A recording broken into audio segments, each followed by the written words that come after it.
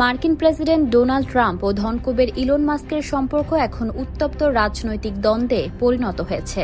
যুক্তরাষ্ট্রের কর ও ব্যয় সংক্রান্ত বাজেট নিয়ে মতবিরোধ থেকেই এই টানাপোড়েনের সূত্রপাত।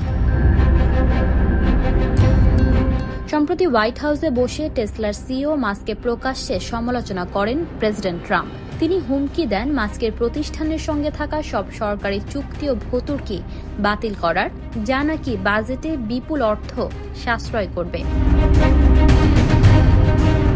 এর জবাবে মাস্ক সামাজিক যোগাযোগ মাধ্যম এক্সে ট্রাম্পের বিরুদ্ধে অভিশংসন প্রক্রিয়া শুরু করার আহ্বান জানান। যদিও তিনি স্বীকার করেন রিপাবলিকান সংখ্যাগরিষ্ঠ কংগ্রেসে এটি কার্যকর হওয়ার সম্ভাবনা খুবই কম। ট্রাম্প পরে বলেন তিনি মাস্কের ওপর ভীষণ হতাশ। আর মাস্ক পাল্টা মন্তব্যে বলেন ট্রাম্প তার সহায়তা ছাড়া 2024 সালের নির্বাচনে জিততেই পারতেন না এবং তাকে অকৃতজ্ঞ বলেও অভিহিত করেন।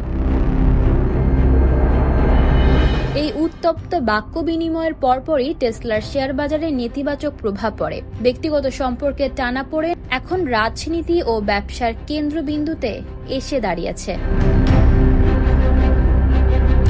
ইশিতা রহমান, নিরপেক্ষ নিউজ ডেস্ক।